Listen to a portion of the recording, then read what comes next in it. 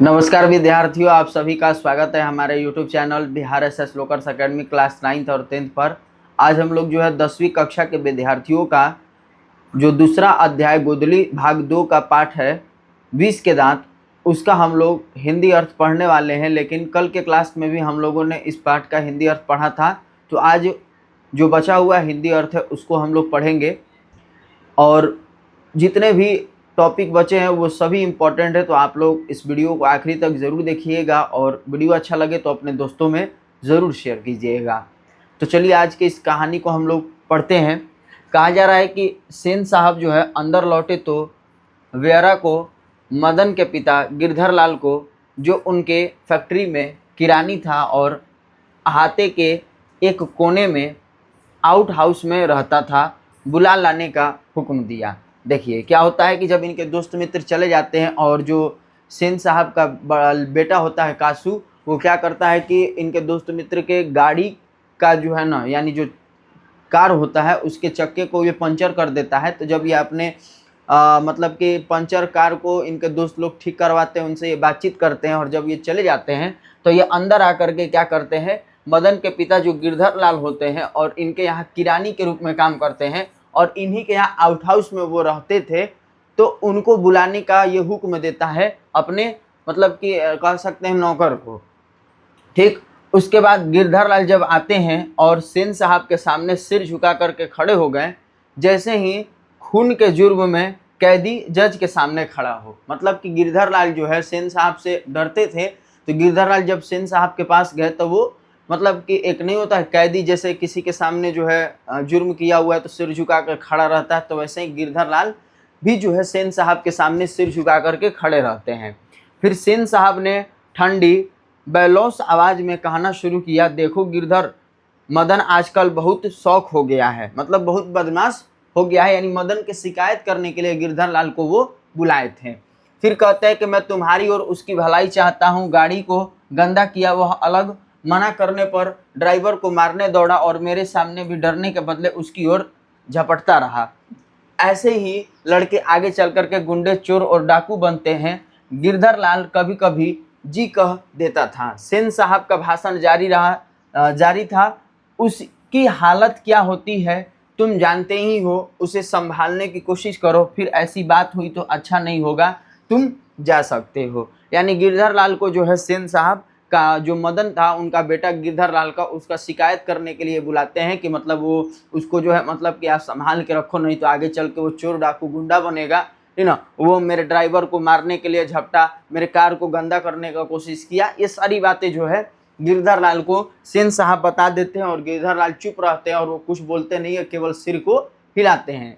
इसके बाद क्या होता है कि जब रात का समय होता है तो उसी रात गिरधर लाल जो है ना, उसके क्वार्टर से आते हुए मदन के चित्कार से सेनों का आरामदेह जो है सियानगार गूंज उठा था।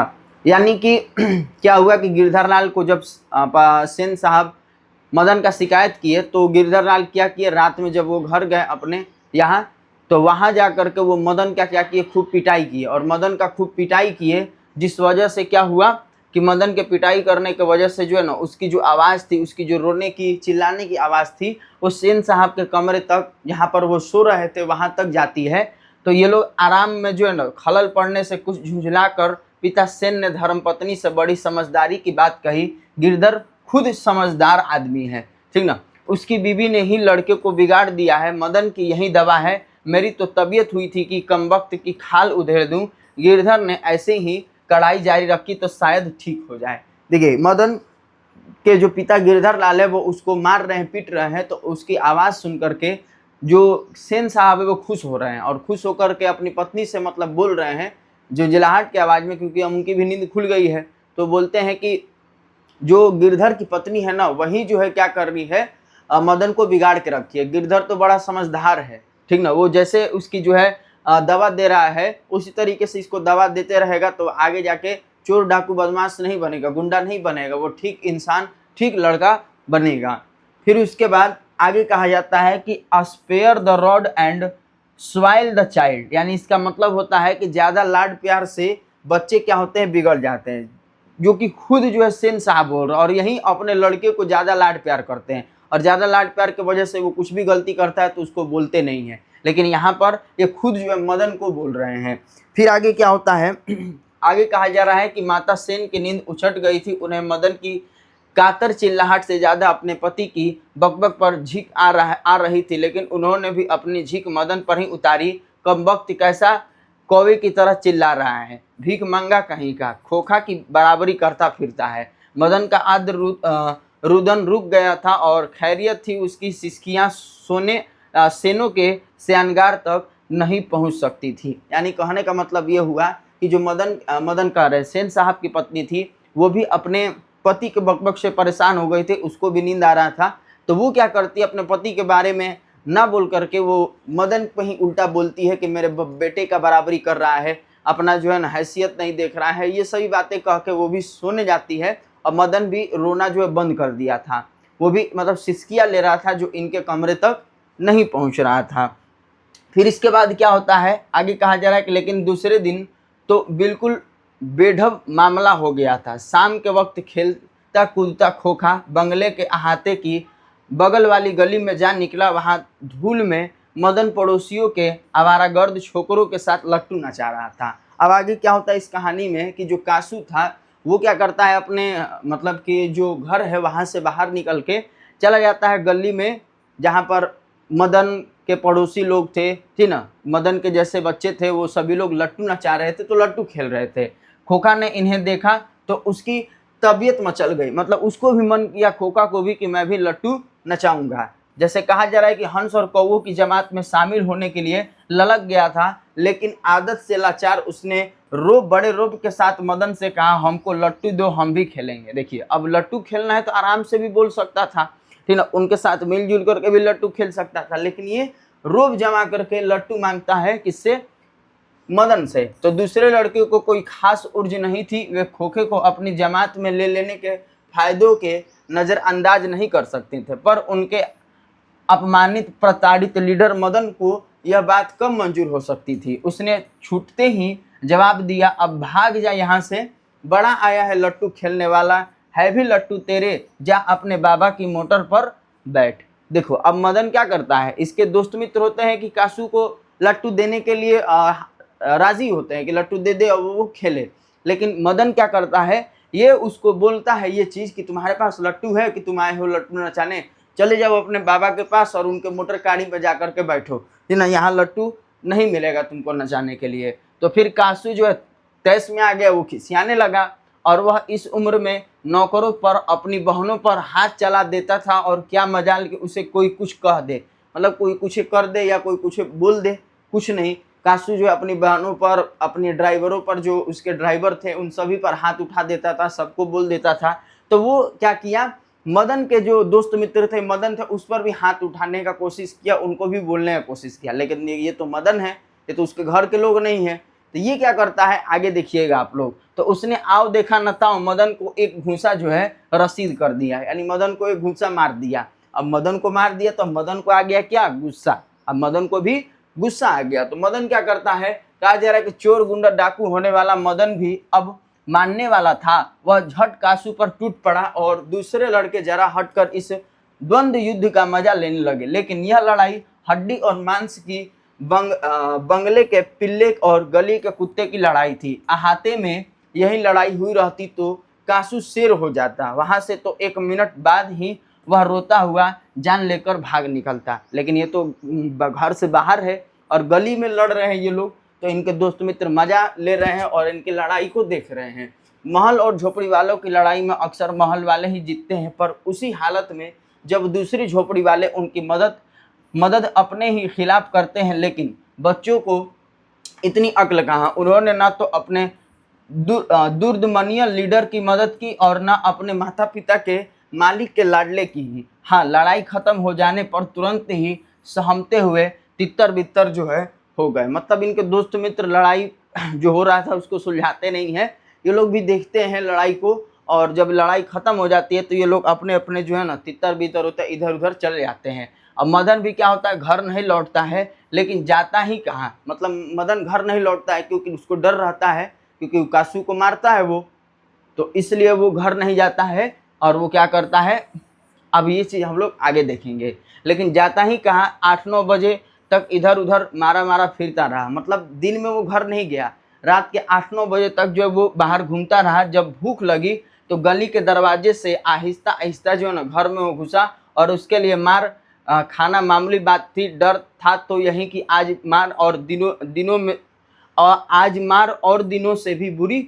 होगी, लेकिन उपाय ही क्या था। वह पहले रसोई घर में घुसा और मां नहीं थी। बगल के सोने वाले कमरे से बातचीत की आवाज़ आ रही थी, मतलब बगल के कमरे में इसको आवाज़ आ रही थी। क्या आवाज़ आ रही थी ये चीज़ हम लोग देखते हैं। कहा जा रहा है कि उसने इत्मीनान के साथ भरपेट खाना खाया, फिर दरवाजे के पास जाकर अंदर की बातचीत सुनने की कोशिश करने लगा। उसे बड़ा ताज्जुब हुआ। उसके बाबू गरज तरज नहीं रहे थे। उसकी अम्मा ने कोई बात पूछी जिसे वह ठीक से सुन नहीं सका, तो उसके बाबू ने झल्ला कर कहा, अरे भाई बतलाया तो साहब ने सिर्फ यही कहा, आज से तुम्हारी कोई ज़रूरत नहीं, कल से मकान छोड़ देना और अपनी तनख्वाह ऑफिस से ले लेना।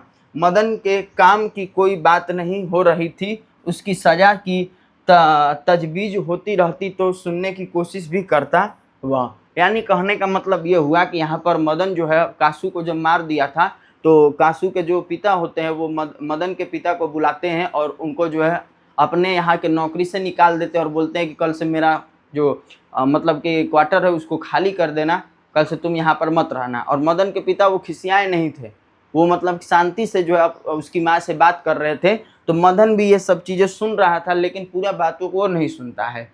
फिर आगे कहा जा रहा है कि वो दबे पांव बरामदे में रखी चारपाई की तरफ सोने के लिए चला, तो अंधेरे में उसका पैर जो है लोटे से लग गया और लोटे की उंठन की आवाज़ सुनकर गिरधर बाहर निकल गए और मदन की अम्मा भी उसके साथ थी। मतलब दोनों लोग बाहर निकल जाते हैं, उसके माता पिता बाहर निकल जाते हैं। तो मदन चौंक कर घूमा और मार खाने की तैयारी में छाती को अपने हाथों से बांधकर खड़ा हो गया। अब वो सोचा कि मेरे पिताजी आज मुझको बहुत ही मारेंगे क्योंकि कासू को वो मारे हैं।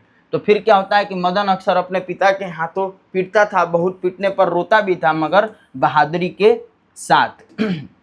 इसके बाद क्या होता है कि गिरधर निस्सहाय निष्ठुरता के साथ मदन की ओर बढ़ा और मदन ने अपने दांत खींच लिए थे। गिरधर मदन के बिल्कुल पास आ गया था कि अचानक वह ठिठक गया।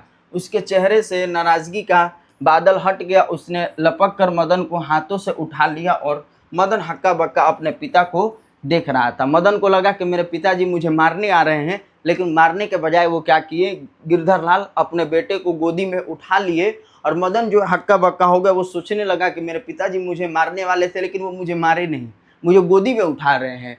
और उसे याद नहीं उसके पिता ने कब उसे इस तरह प्यार किया, मतलब उसे ये भी नहीं याद है कि इतने दिनों में उसके पिता उसके साथ ऐसा बर्ताव कब किए हैं।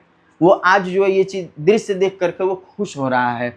और फिर जो है अगर कभी किया था तो गिरधर उसी बेपरवाही उल्लास और गर्व के साथ बोल उठा जो किसी के लिए भी नौकरी से निकालने जाने पर मुमकिन हो सकता है। शाबाश बेटा, एक तेरा बाप है और तूने तो वे खोखा के दो दांत तोड़ दिए या तोड़ डाले।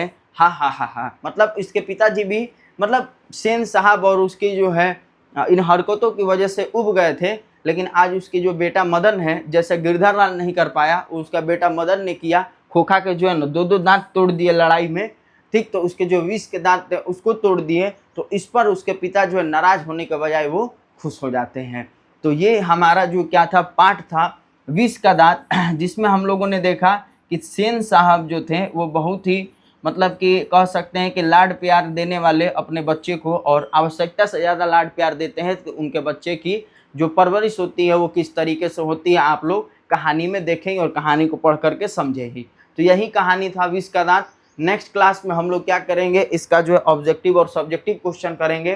तो इस क्लास से जुड़ने के लिए आप लोगों का तहे दिल से धन्यवाद। इस सेशन को आप लोग आखिरी तक ज़रूर देखे होंगे, मैं उम्मीद करता हूँ, और आप लोगों को आज और कल दोनों के क्लास को पढ़ करके ये कहानी समझ में आ गया होगा। बाकी जिन विद्यार्थियों को दिक्कत होगा कमेंट में ज़रूर बताएंगे, और जो विद्यार्थी चैनल पर नए होंगे उसको सब्सक्राइब कर लेंगे वो लोग। और हमारा टेलीग्राम चैनल बिहार एसएस लोकर अकेडमी क्लास 9th और 10th पे भी आप लोग जरूर जुड़ जाइएगा। वहाँ पर आपको किसी भी क्लासेज का PDF नोट्स मिलता है। मिलते हैं नेक्स्ट क्लास में, तब तक के लिए आप लोग स्वस्थ रहिए, मस्त रहिए और अपनी तैयारी अच्छे से करते रहिए। धन्यवाद।